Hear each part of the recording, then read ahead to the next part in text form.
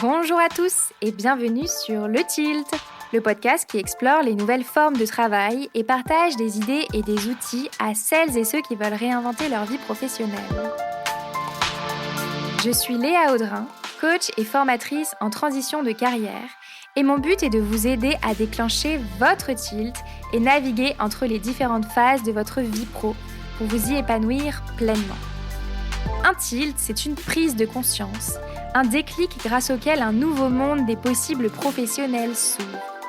Je vous partage des épisodes solo ou des interviews, au sein desquels je décortique des sujets autour de 3 thématiques clés.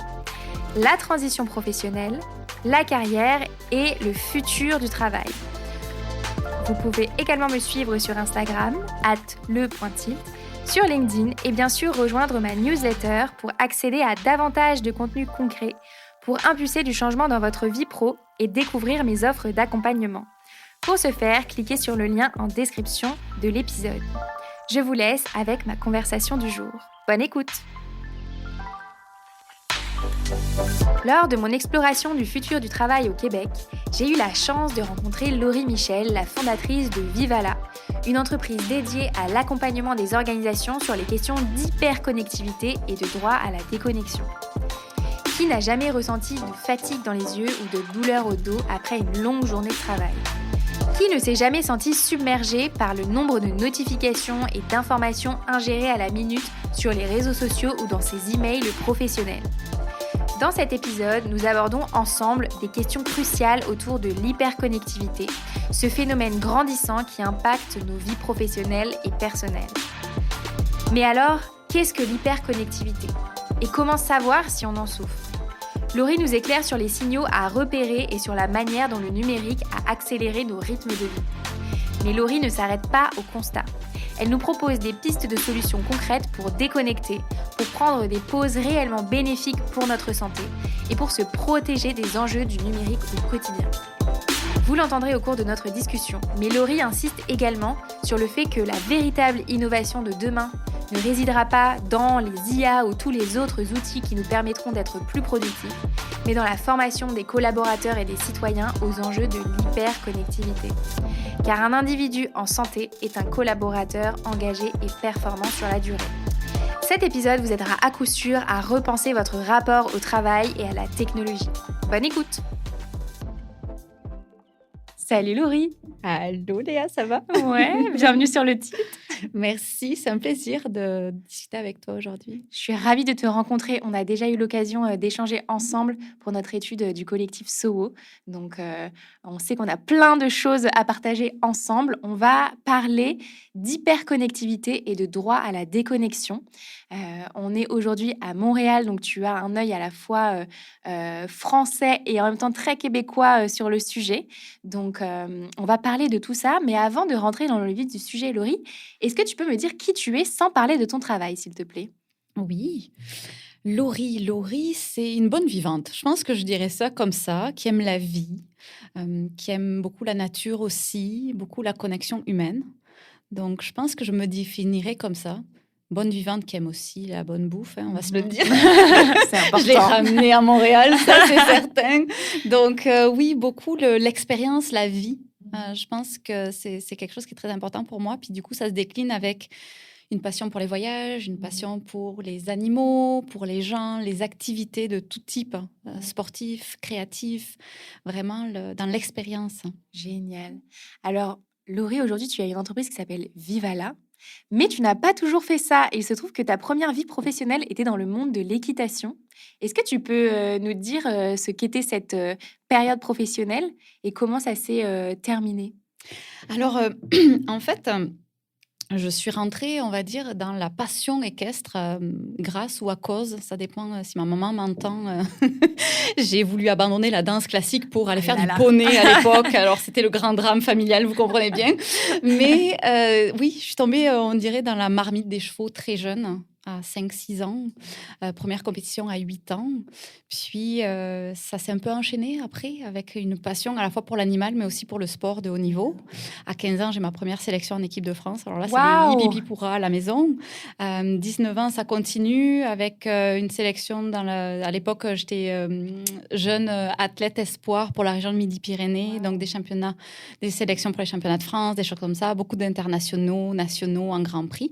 Donc une passion pour tout ça, à la fois le lien que tu as avec le cheval qui est absolument incroyable, indescriptible. Je veux dire, s'il y a des personnes qui nous entendent là, qui ont fait du cheval, c'est... Moi? Oui, c'est ça, c'est un lien fou Ouais. parce qu'au-delà de, oui, c'est un animal, mais de par sa taille et qu'est-ce qu'on arrive à faire avec lui, c'est une osmose, c'est un équipier, c'est absolument merveilleux. Donc, oui.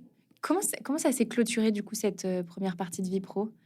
J'ai gardé les chevaux vraiment en loisir parce qu'à un moment de ma vie, on embarque des fois dans des métiers très jeunes parce qu'il y a une passion et tout. Mais quand j'ai commencé à réfléchir un petit peu au style de vie qu'amenait aussi cette passion-là équestre, il y a eu comme un petit éveil, on va dire, sur est-ce que je veux vraiment partir là-dedans. Donc c'est là où c'est que j'ai fait un virage à 360 degrés. Donc j'ai gardé vraiment les chevaux en loisir, puis je continue à monter à cheval, vraiment pour Ici me déconnecter. aussi. Ouais. On va y venir, On va y venir. Mais vraiment, c'est ça. Je suis partie dans un autre secteur d'activité. Ok. Et comment t'es arrivée au Québec, du coup? Je suis arrivée au Québec, en fait, on va dire pour peut-être deux raisons. La première, c'est que je pense que j'avais fait assez le tour en France de mon travail. À l'époque, j'étais responsable qualité dans une firme de certification de logiciels. On faisait tout ce qui était marque NF. J'ai mené un gros projet de modernisation de tout l'aspect accréditation, processus de certification à l'interne.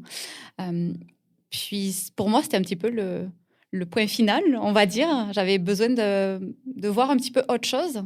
Et eh bien, je suis née à Montréal, donc C'est petit, vrai. c'est ça, petit. On Une va dire, attache. oui, c'est ça, c'est que Ouais. c'est comme une partie de mon histoire que j'avais Mhm. jamais vraiment explorée parce que mes parents sont français, donc moi j'ai grandi vraiment à côté de Toulouse. Ça s'entend d'ailleurs, je pense, à Oui. l'accent.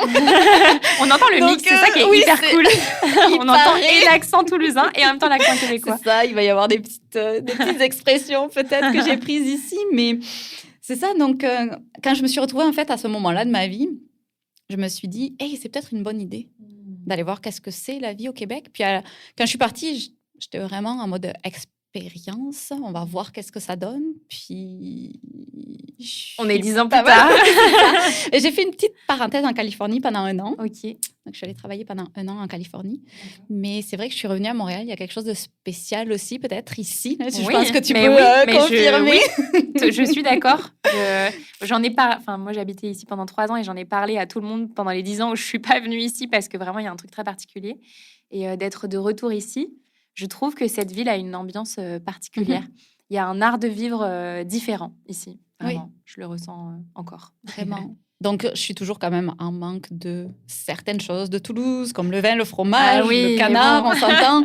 Je reviens régulièrement en France quand même. Donc, c'est ça, j'ai comme une vie partagée entre les deux. Mes deux pays de Ouais, cœur, c'est on ça. pourrait dire ça comme ça. Ouais. Génial. Et alors, comment est-ce que tu as commencé à t'intéresser au sujet de l'hyperconnectivité? Presque burn-out.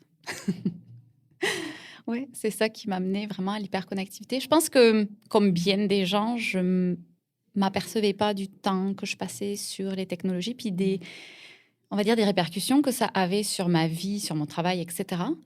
Donc, j'ai commencé à avoir vraiment une addiction au téléphone, en fait. C'était vraiment ça, là. Je pensais... Comment ça se des heures, traduit, des heures. une addiction au téléphone? Ça se traduit par... on appelle ça la nomophobie, en fait. Ah ouais. Ça a même un Nomo. terme aujourd'hui, là. C'est de l'expression anglaise no mobile phobia. Ok. Donc, c'est vraiment une phobie d'être sans son téléphone. Donc, impossible de s'en séparer physiquement, toujours un besoin de l'avoir proche de soi. Puis, 70% de la population souffre de nomophobie. Ouais, donc, ça c'est m'étonne pas. Quand on commence à l'emmener aux toilettes, même pour 2 secondes.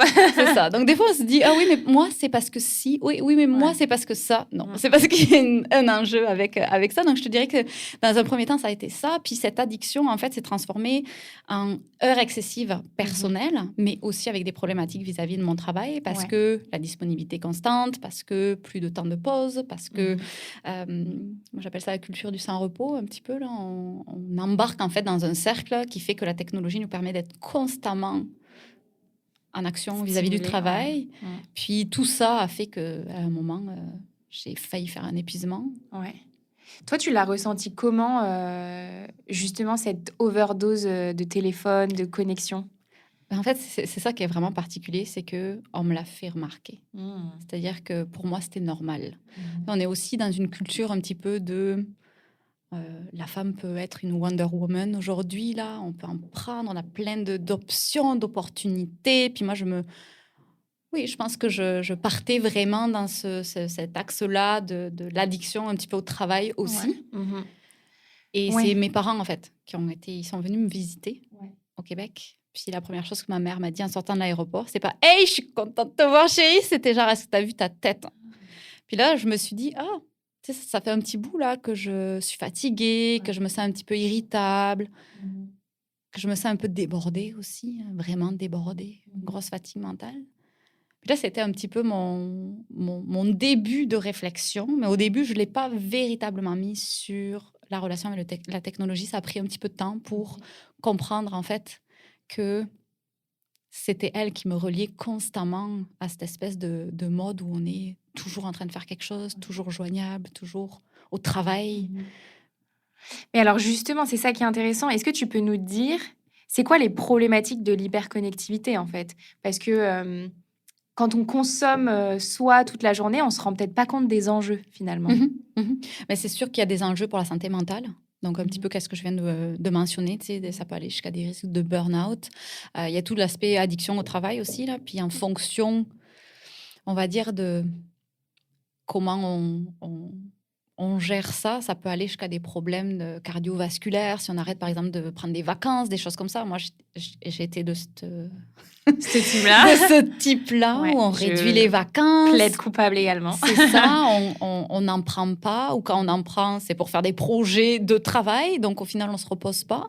Donc, il y avait aussi cet angle-là qui fait que c'était problématique aussi. Il y a tout l'aspect physique aussi, là. C'est certain que... Ça se traduit comment? Fatigue oculaire, par exemple, à cause des écrans où on travaille derrière les ordinateurs. Il y a tout ce qui est technique aussi, en fonction de comment notre ergonomie, par rapport au téléphone, mais aussi à l'ordinateur. Oui, tout à fait. Ouais. Puis aussi, on y pense peut-être un peu moins à cette sphère-là, mais c'est tout ce qui est aussi productivité. Parce qu'être hyper connecté, contrairement à ce qu'on pense, parfois on dit hey, plus je vais travailler, plus je vais être productif, mais c'est pas le cas. Ouais, alors ça, je trouve que c'est un sujet qui est très important et on a déjà abordé cette notion-là ensemble dans une autre conversation.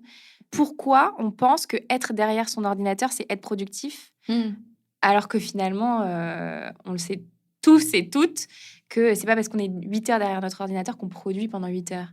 Pourquoi on se comporte comme ça? Je pense qu'il y a un côté culturel un petit peu dans les environnements de travail quand même, que notre travail se passe sur l'ordinateur. Donc au final, on doit aussi réfléchir sur l'ordinateur. Alors que je suis prête à parier que la moitié de vos idées, vous les avez quand vous êtes dans votre douche, peut-être. Ça, c'est sûr. Moi, je prends pour le tableau blanc de la douche. C'est souvent à des moments, en fait, où notre cerveau, il est en mode off, c'est-à-dire qu'on ne le stimule pas. Puis il y a une espèce de croyance où on doit toujours le stimuler aussi. La technologie nous permet de toujours le stimuler aussi, alors que ces moments en fait de calme nous permettent souvent d'avoir nos idées, d'avoir. C'est quoi le mécanisme derrière ça? Qu'est-ce qui fait que quand on décroche, c'est là finalement on a les meilleures idées? Parce que notre cerveau est en train de traiter les informations, mémoriser peut-être qu'est-ce qu'on lui a envoyé comme information. On arrête de le stimuler. Il a besoin de calme. Il y a plein d'études scientifiques qui mettent en avant ce temps-là de pause, d'arrêt, de stimulation du cerveau pour permettre en fait de laisser la place au cerveau d'aller en fait chercher par rapport à qu'est-ce qu'on a eu comme événement, qu'est-ce qui s'est passé, quelles pensées on a eues. Donc, c'est dur, je trouve, ce moment de frottement où on est derrière son ordi et on se dit il faut que j'avance, il faut que j'avance, il faut que j'avance. Et on sait qu'on a besoin d'une pause. Et se l'autoriser, se le permettre, c'est très compliqué. Qu'est-ce qui fait que dans les organisations, on n'a pas encore pris conscience de l'importance de ces moments de déconnexion? Je pense que c'est notre rapport à la pause qui est problématique aujourd'hui dans les cultures de travail. C'est-à-dire qu'on voit encore la pause comme quelque chose que, quelqu'un va prendre une pause, c'est un paresseux. Ici aussi, c'est vu comme ça aussi. Dans certaines organisations, oui. Oui. Je pense qu'il y a un éveil qui se fait de plus en plus, surtout avec les modes télétravail ou les modes hybrides, où on est de plus en plus aussi dans des environnements. Ça complique, on va dire, les temps de pause, parce qu'on n'a pas un collègue qui va frapper à la porte pour nous dire « Hey, tu viens me prendre une marche » ou quelque chose comme ça. Donc, il faut faire un peu d'autogestion autour de ça. Mais je pense en effet qu'on doit secouer un petit peu notre mentalité autour de la pause. Moi, j'essaie beaucoup de sensibiliser par rapport à comment fonctionne un athlète.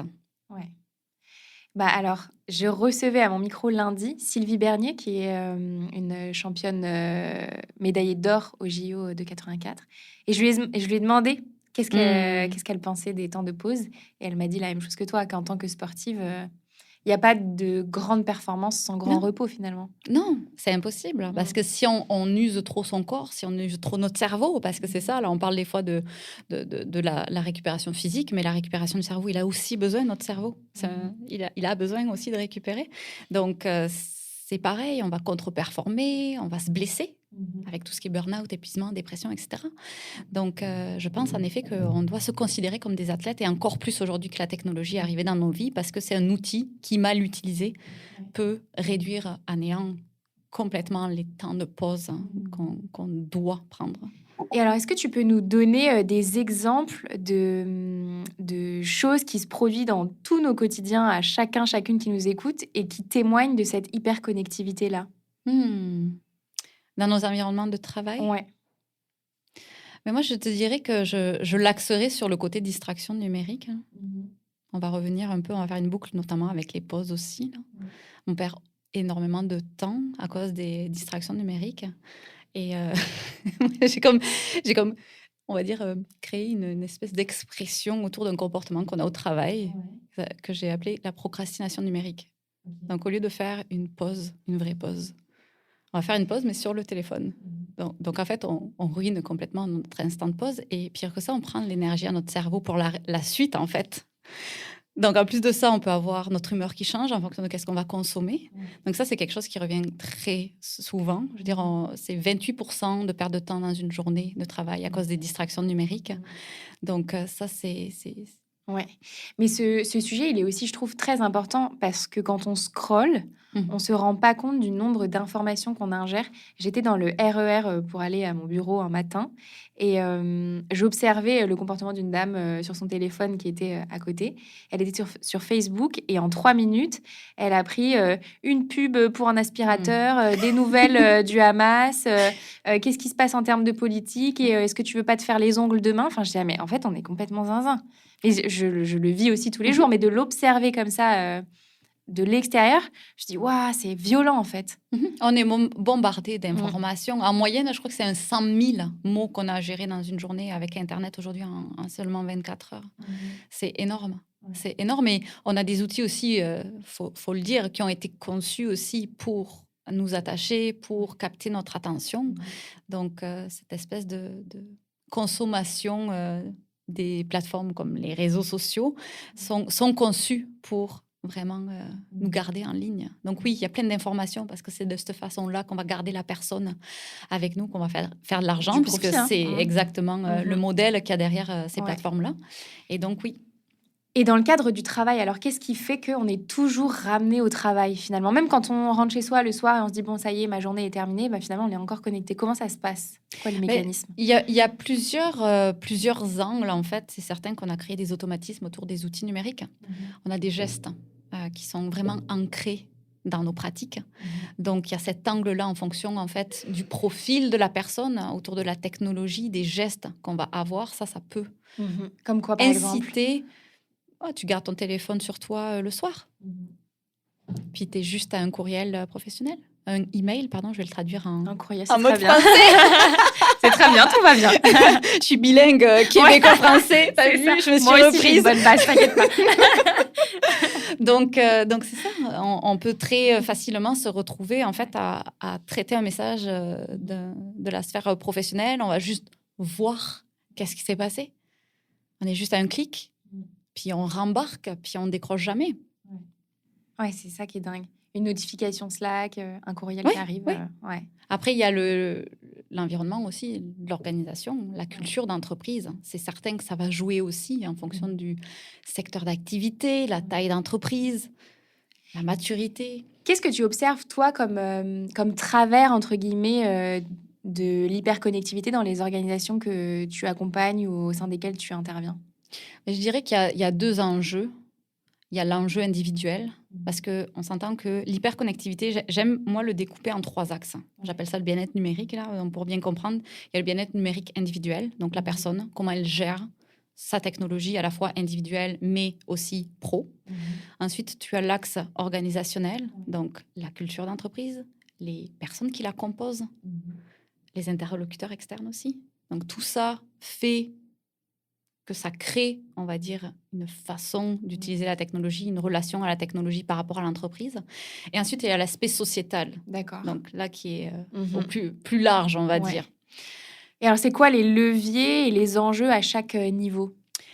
Le niveau individuel, ça va être la technodépendance que certaines personnes vont avoir, dont la nomophobie que je te mentionnais tout à l'heure. Ça peut être d'autres addictions aussi, addiction aux jeux en ligne, addiction aux réseaux sociaux. La liste est longue, donc c'est vraiment en fonction de comment la personne vraiment va utiliser la technologie. Moi, j'appelle ça son profil numérique vraiment, parce qu'aussi en fonction de sa réalité de vie, ça va être différent. Après, dans les organisations, le management va être aussi quelque chose de déterminant pour tout ce qui est l'angle de l'hyperconnectivité. Je l'ai mentionné, donc tout ce qui est aussi l'ADN de l'organisation. Et au niveau de l'organisation, du coup, qu'est-ce que toi, t'observes le plus comme croyance peut-être autour de la connexion des employés? Que l'hyperconnectivité, c'est juste les messages en dehors des heures. Ça, c'est quelque chose qui revient souvent, alors que c'est beaucoup plus complexe que ça. C'est pas juste envoyer un message en dehors des heures. Donc ça, c'est quelque chose qui revient beaucoup. Ou que glisser une politique de droit à la déconnexion, c'est régler l'hyperconnectivité. Ça aussi, on met un petit papier dans le manuel employé, puis hop, ça y est, c'est réglé. C'est fait. Ouais, c'est bon. Mais alors ça, c'est un point qui est très intéressant parce que nous, en France, c'est dans la loi, c'est dans les contrats de travail. Ici, au Québec, ça ne l'est pas.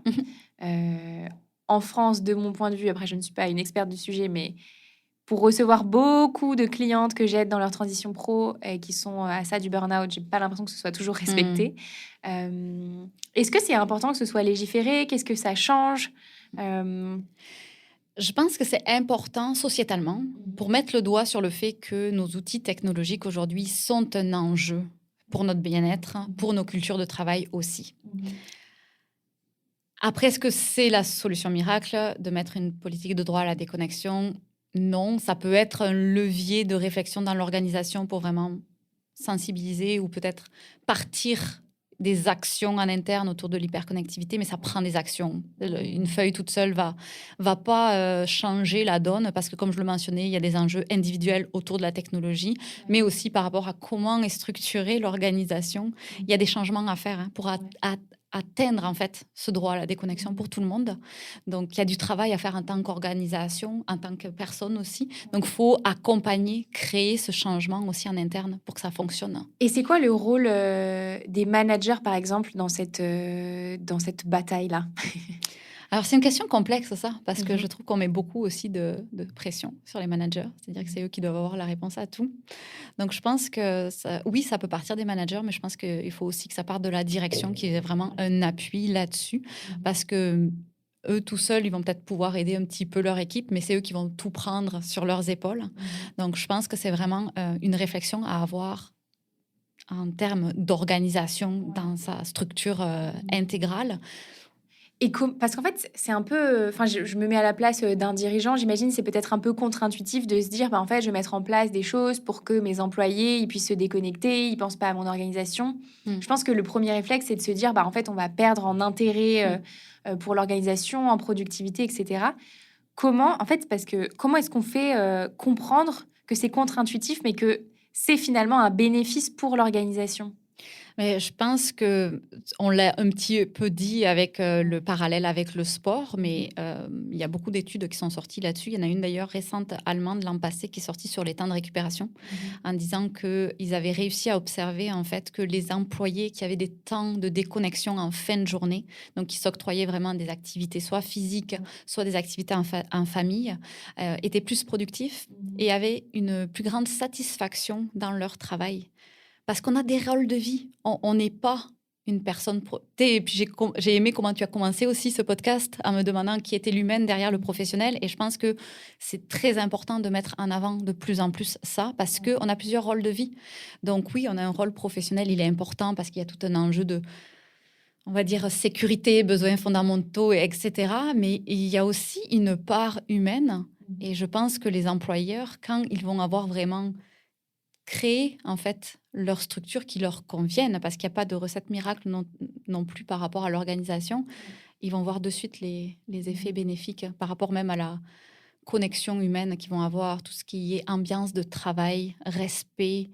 Genre, je pourrais te faire une liste longue comme le bras de toute l'augmentation de la qualité de vie au travail, mais aussi de la productivité qu'il va y avoir pour les équipes. Mais je pense que tu mets le doigt sur un sujet qui est très important aussi, c'est que on le sait, enfin dans l'inconscient collectif, j'imagine, on le sait qu'il faut prendre des pauses, etc. Mais on est tellement matrixé par nos téléphones, notre ordi, Netflix, etc., que parfois on ne sait pas quoi faire de nos pauses. Donc en fait, à quoi ça ressemble une pause qui est ressourçante et bénéfique pour soi? En fait, c'est qu'il faut réapprendre à s'ennuyer. On l'a perdu. On ne veut plus patienter. Et puis ça, c'est aussi un rythme de vie qui a été un petit peu installé aussi avec la technologie, dans le sens où aujourd'hui, tout charge très rapidement. On ne veut plus s'ennuyer. On a l'impression de perdre du temps à chaque fois qu'on doit attendre. Alors qu'en fait, la patience, c'est, je pense, une clé du bonheur, d'attendre, de patienter. C'est aussi une façon d'apprécier, en fait, quand la chose arrive. Ouais. Donc, je pense qu'il faut se réentraîner, en fait, à ne rien faire. 10 minutes. C'est ça. Il y a un truc que je fais avec les clientes que j'accompagne, c'est que en général, sur la première séance, on mappe tout ce qu'elles aiment faire en dehors du travail et en dehors des réseaux. Et c'est toujours hyper intéressant parce que elles se redécouvrent des zones de plaisir qu'elles prennent pas le temps d'exploiter, en fait. Ouais. Et c'est... je pense qu'il y a un gros sujet de pouvoir changer le focus quand on a du temps libre. Où est-ce qu'on le met? Qu'est-ce qui nous ferait réellement du bien, finalement? Oui, et puis il y a beaucoup de gens qui disent « Oh, j'ai pas le temps. J'aime ça peindre, mais j'ai pas le temps. » Regardez combien d'heures vous passez sur le téléphone. Ouais. Mais justement, celles et ceux qui nous écoutent, prenez votre iPhone ou votre téléphone et regardez combien de temps vous passez sur votre téléphone. Moi, je l'ai fait la semaine dernière parce que mon temps d'écran a drastiquement baissé parce que j'étais en vacances. Mais en temps normal, j'ai honte de le dire, je le dirais pas, mais vraiment, je passe un temps monstrueux. Mais tu peux, parce que je pense que, tu sais, moi, à mon époque, là où j'étais vraiment accro à mon téléphone, il y avait des jours où je passais 7h30 par jour sur le téléphone. C'était énorme. C'était énorme. Et je pense que plus on va en parler, puis plus on va dire ben non, c'est peut-être pas normal de passer autant de temps. Peut-être que j'aurais pu faire d'autres choses à la place. Ça m'a amené des problèmes de santé. Plus on va aussi créer comme une déculpabilisation autour de nous, puis un éveil aussi autour de cet enjeu-là. Complètement.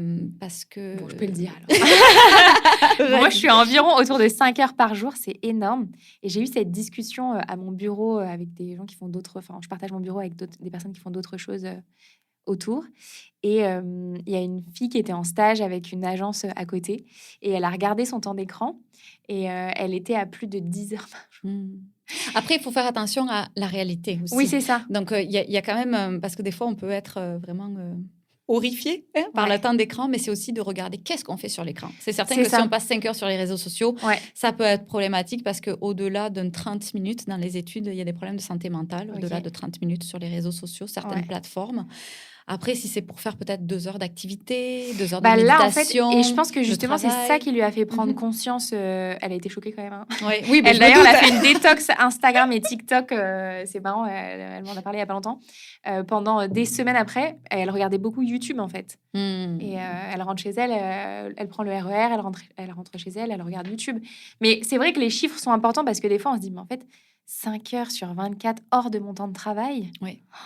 Mais... c'est terrible, quoi. Mhm. C'est presque triste, quoi. Quand je regarde mes temps, je suis là, mais fais autre chose. C'est pas possible. Mais je pense qu'effectivement, il y a un gros sujet de savoir quoi faire d'autre et se donner les moyens de Ou rien faire. faire. Ouais, ou rien faire. Rien faire aussi, parce que c'est ça, Ouais. on est aussi dans une société où Ouais, il c'est faut avoir vrai. des to-do dans toutes les sphères Ouais. de notre vie. Mhm. Donc, avec les amis, C'est avec vrai. soi, avec le travail. Donc, on est to-do. Le Ouais. vendredi soir, pof, la to-do de la fin de semaine. Mhm. Stop, on a aussi le droit de... Moi, il y a des Chiller. week-ends où j'ai fait rien. Ouais. Puis quand on me demande, t'as fait quoi? Rien. Mais ça, c'est dur, tu vois. Je trouve que c'est pas toujours bien vu, tu vois, l'oisiveté. Oui, parce qu'il y a aussi une pression peut-être avec les réseaux sociaux aujourd'hui où on partage Ouais. tout ce qu'on fait. Donc, si on n'a pas d'activité à partager pendant le week-end, est-ce que notre vie, elle est vraiment chouette? Ouais, c'est vrai. Donc, je pense qu'il y a un détachement aussi, il y a un travail à faire aussi sur soi vis-à-vis de est-ce qu'on vit pour soi ou est-ce qu'on vit pour les autres? Ouais, ouais. C'est très... Enfin, je trouve ça très intéressant de remettre cette oisiveté au cœur du sujet, quoi. Parce qu'on n'est pas des robots, finalement. Non, on n'est pas des machines, en effet. On peut pas... Quand on s'est parlé la première fois, tu m'as partagé cette phrase que j'ai trouvée très, très importante.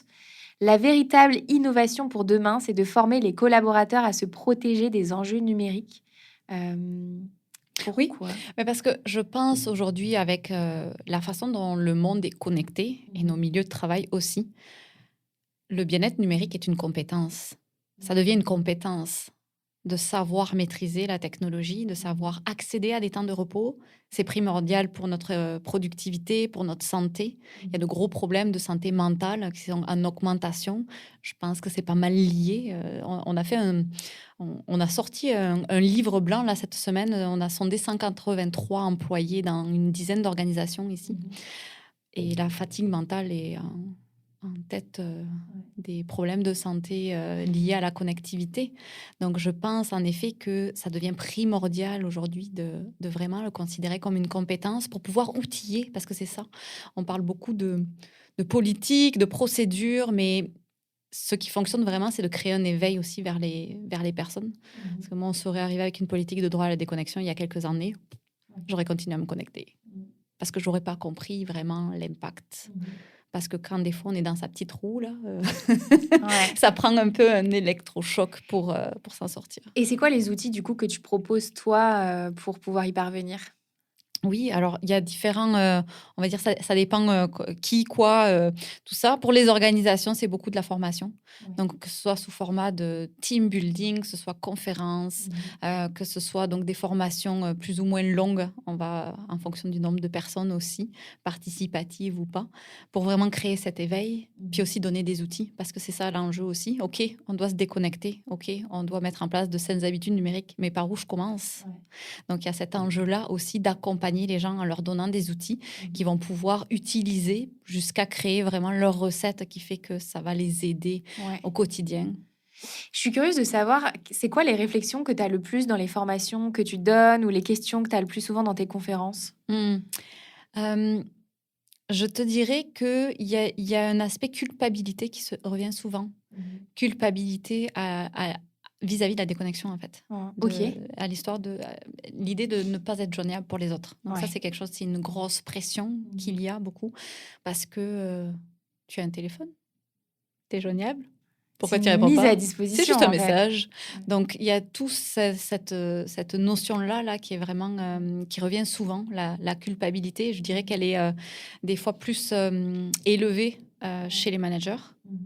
Parce qu'ils ont comme l'impression d'être un peu les responsables de leur équipe, donc ils veulent être joignables, donc il y a plein de il faut que, je dois que, là, qui se créent. Donc je dirais que c'est à ça. Après, c'est le avant-après, les interventions. D'accord. C'est-à-dire que il y a souvent les personnes pensent que elles sont pas si... C'est correct, la déconnexion, ça se passe bien. Mais en fait, dans les actions... non, absolument pas. Mais comme... je ne sais pas, peut-être qu'elle pense que comme...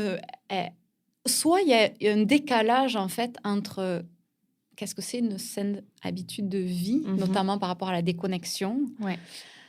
Qu'est-ce que c'est une récupération aussi? Comment ça fonctionne, tout l'aspect de récupération? Donc, c'est ça, il y a comme une dissonance un petit peu entre mes actions, ce que je pense. Donc, je pense que je suis bon, mais en fait, une fois que en fait, je comprends qu'est-ce que c'est l'hyperconnectivité, parce que c'est ça, en fait, je comprends qu'est-ce que c'est l'hyperconnectivité, parce que c'est ça, je te le disais, là, souvent on dit c'est des messages en dehors des heures, mais c'est vraiment plus complexe que ça. Donc, il se crée comme un « oh, waouh !» Je ne pensais pas, en fait, que ça, là, ça pouvait être autant problématique, puis que ça pouvait entraîner tel ou tel problème. Ce que tu disais sur ce sentiment de culpabilité, c'est quelque chose que moi, je peux vraiment ressentir à titre personnel. Et je trouve qu'il y a un truc qui est très compliqué à vivre. Par exemple, moi, quand je reçois un message ou un mail, j'ai besoin de prendre le temps de le lire, de poser mon téléphone, que ça chemine dans ma tête, etc. Donc, ça ne m'arrive pratiquement jamais de répondre à un email dans la minute. Tu vois, s'il y a vraiment un sujet, etc., je ne répondrai pas dans la minute. Pareil sur WhatsApp, je suis l'enfer de mes amis parce que des fois, je mets des jours. Et en même temps, j'ai vraiment ce truc très... c'est vraiment très naturel chez moi de me dire, mais en fait, si je ne vous réponds pas, c'est qu'il n'y a pas d'urgence et que je suis sur d'autres sujets, en fait. Ou alors, on s'appelle, mais... ça, c'est un autre point aussi. On s'envoie beaucoup d'écrits aujourd'hui. Ouais. Hein. Beaucoup. Ouais. Donc, c'est pas pareil. C'est absolument pas pareil. Tu sais, on pourrait refaire un épisode de podcast là-dessus entier. Qu'est-ce que ça change? Il y a comme un décalage, en fait, vis-à-vis de nos façons de communiquer, parce que l'écrit, tu le contrôles. T'as pas l'intonation. Ouais. Tu peux refaire 5 fois ton argument. Il y a un côté spontanéité de l'appel, puis il y a aussi la chaleur de la voix. Ça sera... Même si on fait des messages vocaux, il y a un décalage. La personne ne peut pas réagir. On peut refaire 5 fois le message si on veut. Donc, il y a comme une espèce de perfection, course à la perfection aussi, qui se crée même dans nos envois de messages. Puis après, il y a l'enjeu aussi de qu'est-ce qu'on envoie par écrit. Parce que là aussi, il y a des choses qui passent bien à l'oral, d'autres qui seront plus complexes à envoyer par message écrit, parce qu'il peut y avoir des doubles... interprétation en fait, donc cet enjeu-là aussi. Et tu me disais aussi que c'était intéressant de voir à l'écrit la manière dont on écrivait et dont on traduisait la culpabilité. Par exemple, on s'excuse de ne pas répondre à un email rapidement. Qu'est-ce que toi t'observes comme habitude qui justement prouve de notre culpabilité alors qu'il n'y a pas lieu d'être? On est toujours en train de s'excuser de ne pas être assez rapide. Puis c'est dans les messages, c'est toujours des excuses. C'est comme « Oh, désolé de mon délai, désolé de... » Donc, on culpabilise à l'idée de ne pas être aussi rapide que la technologie. Puis ça se traduit aussi par notre besoin d'être constamment joignable. Parce qu'on ne veut pas faire attendre les autres. Ça, c'est terrible, je trouve. D'être constamment joignable, c'est vraiment... Enfin, moi, à titre perso, je le vis vraiment. Ça me fatigue, quoi. Ah oui, mais c'est épuisant. C'est épuisant. C'est épuisant parce qu'on n'est pas un support 24h/24. On ne peut pas fonctionner comme ça. Notre corps, il n'est pas conçu pour... Quelle perspective tu vois, toi, pour ces enjeux-là à l'avenir? Est-ce que tu sens que c'est bien parti, que le sujet, il prend dans les organisations, que les particuliers sont intéressés, ou tu sens que c'est très complexe encore? C'est vraiment en train de se développer de plus en plus, parce que je pense que dans les dernières années, on a vraiment vécu un changement aussi avec le milieu de travail par rapport à la crise de 2020 et tout. Puis je pense qu'on est de plus en plus ouvert à parler de santé mentale, et c'est interrelié un petit peu à tout ce qui est problème de santé mentale. Puis, on s'en rend compte aussi, je pense, sociétalement, qu'il y a un enjeu avec les écrans, que ce soit au travail, mais également avec les enfants. C'est un enjeu sociétal aujourd'hui. Donc, plus ça va aller, plus ça va prendre de l'ampleur. Puis, je pense que les organisations ont tout intérêt à vraiment agir face à ça, parce que c'est à la fois un levier de rétention, fidélisation des personnes par rapport à tout ce qui est conciliation de la vie professionnelle, personnelle, tout ce qui est satisfaction au travail, dans sa tâche aussi. Mais aussi parce qu'on a un impact sociétal en tant qu'organisation. Je le mentionnais, on a trois enjeux, l'individuel, le sociétal, l'organisationnel. Puis c'est sûr que si les organisations vraiment mettent l'emphase là-dessus, ça va jouer aussi avec le sociétal, l'individuel. On va s'aider, puis on va vraiment créer. Moi, c'est ma mission qui est devenue un peu ma mission de vie, de cœur, professionnel avec Vivala, c'est de vraiment créer un bien-être numérique sociétal. Donc, où on va vraiment replacer la technologie à sa place d'outil. On va plus la mettre sur un piédestal, elle va vraiment venir nous aider constamment au lieu de nous aspirer, puis parfois, quand on perd contrôle, être néfaste pour nous. Et est-ce que au Québec, ce que tu proposes, est-ce qu'il y a beaucoup d'offres, de personnes qui en parlent ou tu sens que tu es encore un peu dans une niche Non, pour l'instant, je suis vraiment, oui, toute seule. Ouais. Non, mais Toute c'est seule, je dingue. commence à avoir des interventions en France aussi. J'en ai fait en Belgique également. Puis c'est Mhm. quelque chose que j'ai ouvert d'ailleurs, parce que moi, ma mission, c'est de vraiment toucher le plus de personnes possible autour de cet enjeu-là. Parce qu'on a tous une part dans l'hyperconnectivité des autres, de soi, du monde. Donc oui, c'est... Mais je confirme, quand j'ai regardé, quand j'ai voulu creuser un peu ces sujets, je n'ai pas trouvé d'organisation qui le fait en France. Alors peut-être qu'il y en a, mais je les ai pas trouvées. Mais en tout cas, tu as un boulevard. Au sein du collectif Sowo, elle se moque tout le temps de moi parce que je parle souvent de la pause.